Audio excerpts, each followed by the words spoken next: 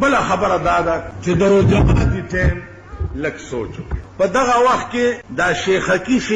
چې په دې جماعتونو کې ځان نه چودریان جوړ نور پریوز شپه راوخي د ګرای تم ګوري او داسې اسمان ته او خلک د ده مخ ته ګوري چې وه خدایانو اوس به دی کله وایي چې ماښام داسې هلکه ته څه ماهر فلکیات ته عالم بالاوقات شپه په نیزو راختل ته شیعه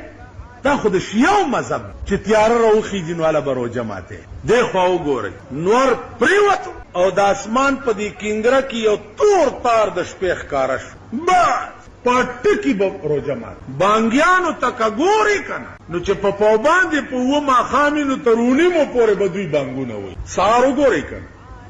د څلور نیمو نه پې شروع وکړي نو تر پنځو پورې بانګونه یا د څلورو نه تر څلور نیمو پورې بانګونه وایي دغو ته به نه ګورې بس وخت به پېژنې روژه ماتي دپاره اذان شرط نه دی روژې بندولو دپاره اذان شرط نه دی سهار وګوره چې دې طرف کې سپینه کرخه ښکاره شوه روژه بند کا ماښام دې طرف کې توره کرخه ښکاره شوه روژه ماته کا حدیث کې راځي رسول الله صلی الله علیه وسلم فرمایي حضرت عائشہ روایت ته چې الله دې رحم په هغه قومو کې چې کوم په روژې بندولو ټیم کې تاخیر کوي تاخیر دا معنا چې تر اخر سبا خطو پورې خورا اسکا پوهېږئ تر څه پورې تر سبا خطو پورې خورا اسکا او رحم دې الله په هغه چوکي چې د روژه ماتي په ټیم کې تلوار کوي ها یو وخت کې به لږ احتیاط کوي چې هغه اوریځي ټیم کې به احتیاط کوي ځکه چې هلته د شپې رڼا او تیاره پته نه لګي د دې نه سوا نور پرېوت چې نور غایب شو دې طرف ته ورپسې شپه راختلي به دغه د شیعو مذهب دا دی چې دا د بی بی عایشې روایت دی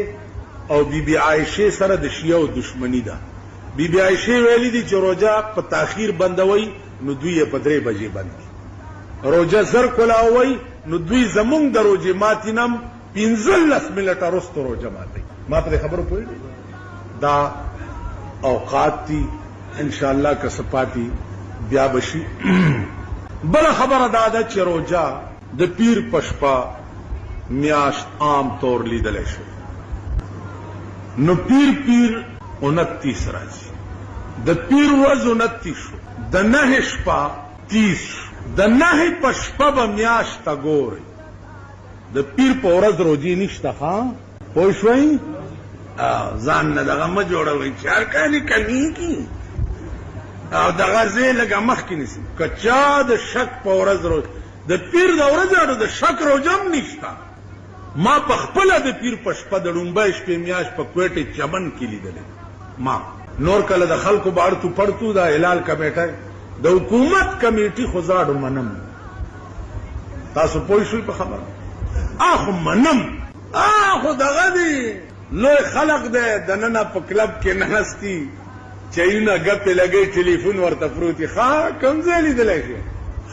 ګورو به غړپ بند بیا دا چې تاسو په ایمان وایئ دا جومات کې څومره ناست دي تاسو ته د هلال کمیټې ټلیفون نمبر معلوم دی یا که تاسو میاشت وګورئ چاله به وایي چې هلال کمیټې کراچۍ ته اطلاع وکړه پرېږده داسې شی دی لکه د حکومت یو ګړنجی غږی د اسلام نو دغسې د اسلام یو ګړنجی چې دی هغسې به د هلال کمیټۍ یو ګونګرو دی ګړنجی اوس پکې څه شته که نشته خو ګړنجی غږیږي دا پرېږده خبره ده ستاسو زمونږ نو د پیر په ورځ شکي روژه هم نشته خبره ده په 9 او چهارشنبه کې د 9 په شپه ماښام نه وروستو پیر ورځ چې تېره شي د 9 شپه زه به زما نور ملګري به وي قصهخانه قاسم علي خان جومات کې که د 9 په شپه میاشت ولیده هغه ځای ته به ځان را رسوم ما په خبره پوهېږئ هغه ځای ته که 9 شپه م ونه لیده او څوک ورته ګوریم نه نو مجبوراً به روژه ګوره بیا چهارشنبې ته ما په خبره پوهېږئ ځکه چې د اختر میاشت به په 28 راوباسئ نو دا روژه هم د 9 په شپه مهرباني وکئ که نه اختر کې هم څه غویمې جوړې کړي که د باړې نه یې ګورې غوبل به راخلاص د دې کلو نه به په لارو په ټانګو په دغه کې راخلاصي چې جي پلاني ځای کې میاشت لیدلې نو خدای ته وګورئ چې د نهي په شپه ورته سکه چې د پیر په شپه ورته وګورئ. دا یو سوال دی. عزیزانو د دې داسې مثال دی لکه یو حدیث کې راغلی دی رسول الله صلی الله علیه وسلم فرمایي چې تاسو سفر به نه کوئ مگر درې ځایونو ته، یو مسجد حرام، یو مسجد نبوي او یو مسجد اقصا. د دې درې ځایونو نه سیوا بل ځای ته په نیت د سفر تلل دا حرام. دې کې د علماء محدثینو اوس دوه ډلې دي. یو ډله دا وایي چې که یو سړی د دې درې جماعتونو نه سیوا هر ځای ته نیت د سفر کوي دا به ناجایز، حتی کې کده د رسول الله صلی الله علیه وسلم روضه مبارکه تم په نیت د سفر مستقلن زی نو دام حرام، ځکه چې حدیث کې راغلی. بل ډله د ائمه محدثین وایي چې نه، د دې حدیث په مراد ځان پوهه کا. حدیث کې راغلی دی چې شد رحال بنه کوي سره مگر درې جمعاتونو ته، هغه مسجد حرام، مسجد نبوي او مسجد اقصا دی.